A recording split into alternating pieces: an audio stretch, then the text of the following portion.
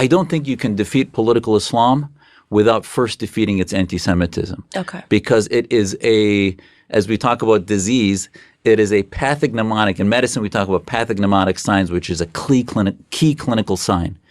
Let me ask you something. So you're a proud Muslim. You're very, very proud of your faith. Absolutely. And you're also unapologetically pro-Israel. Absolutely. And some people go, whoa, how does that happen? I think anti-Semitism globally is driven by most of the Muslim majority governments and their idea.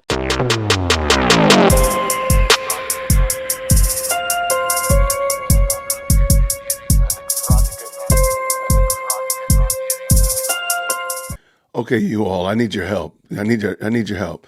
There's a Muslim apologist and scholar sitting down talking with this woman, and she looks like Candace Owens. And he's explaining Jew hatred and why everybody blames the Jews for everything from not enough rain to gas prices being too high. It's weird because the woman that he's talking to looks like Candace Owens.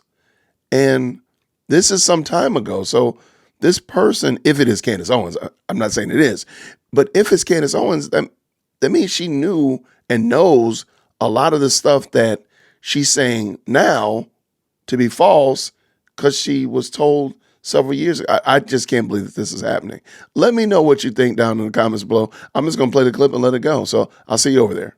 Let me ask you something. So you're a proud Muslim. You're very, very proud of your faith. Absolutely. And you're also unapologetically pro-Israel. Absolutely. And some people go, whoa, how does that happen? Because we see usually the narrative, especially when you're talking about the Middle East, it seems that all of the blame, they always want to blame Israel, no matter what. The strangest things, anything could happen. It could not rain for 3 days, and it's curse Israel, the Israel state, the IDF. They've brought about all of this.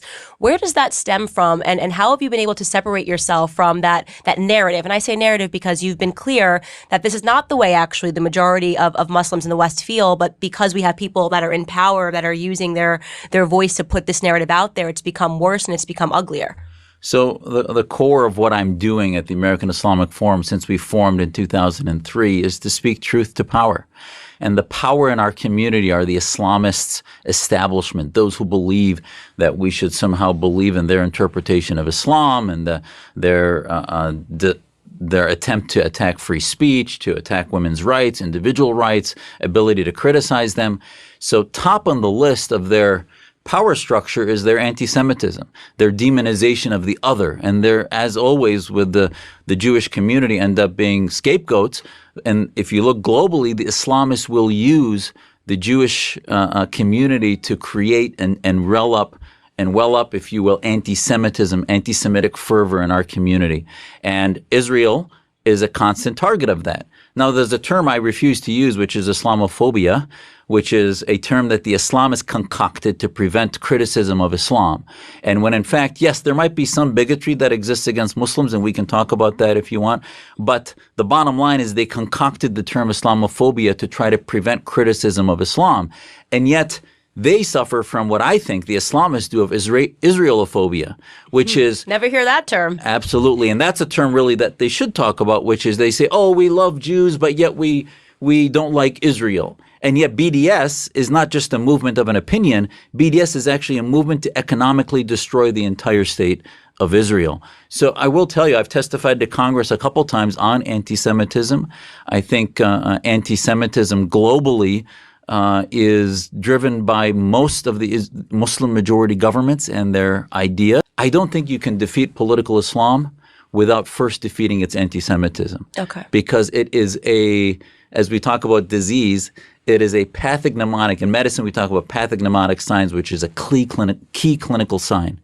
Anti-Semitism is a key clinical sign of Islamists and its intolerance. You see it in the women's movement's leaders of Linda Sarsour and Zahra Balloo and others that were kicked out because, oh, they're so anti-Semitic. How did they not note that? That it's actually in Islamic text, like in the Quran, that it is vaguely anti-Semitic. Is there anything about Jewish people in the Quran? Absolutely. My book, A Battle for the Soul of Islam, has a whole chapter about the reinterpretation of passages that if you look at the Saudi primary, the dominant interpretation, the most common passage I say as a Muslim 17 times a day is the opening Fatiha, the opening prayer of the Quran. We say it 17 times a day in our 5 prayers. The Saudi interpretation, that's to the hundreds of millions of books around the world, takes that and says, where we say, follow the path of God, not those who've gone astray, etc., etc., the Saudis put in parentheses, not those who've gone astray. Then they put in parentheses, they add, like the Jews. Okay. And then in so chapter 5, there's in chapter 5 a number of passages that talk about battles against Banu Qurayza and other Jewish tribes.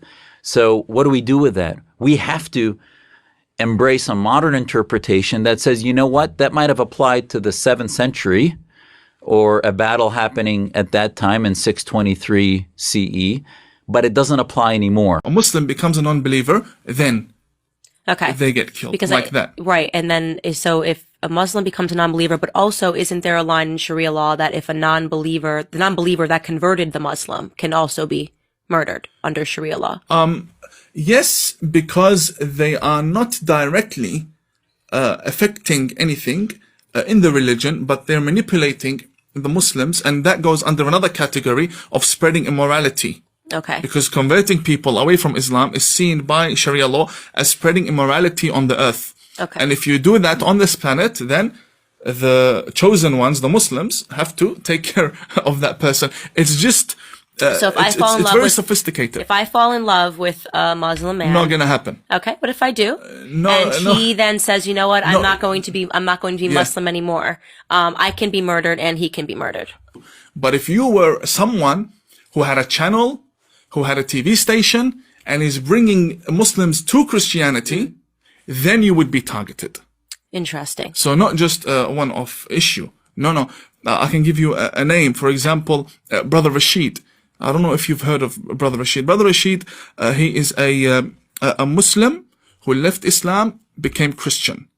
And he has a channel, and he had a program called Su'al Jari, Daring Questions.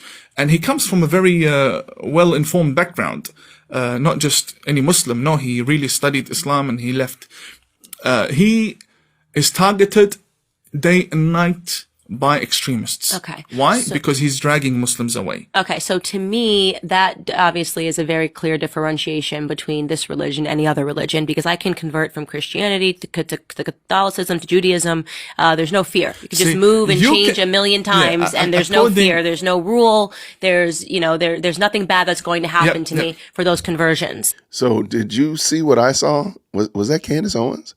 Was that Candace being told these truths or these perspectives, and what actually changed? What caused her to literally do a 180 and go against the things that she knew and heard from scholars and professors and those people who are in the throes of it? What caused her to change her mind? Let me know what you think down below. I appreciate you all for your support. Thank you for helping us hit our goal of 100,000 likes this month. I'm looking forward to seeing the comments. So until next time, everybody, grace and peace. Thank you so much for tuning in to another episode of the J-Whip Podcast. If you enjoyed today's show, please do me a favor and hit me up with that 3-piece special. Like the video, subscribe, and of course, share it with somebody who would also enjoy this type of content. And make sure you leave a comment, because I do pin the best comments to the top. So thank you so much for tuning in today. And until next time, everybody, grace and peace.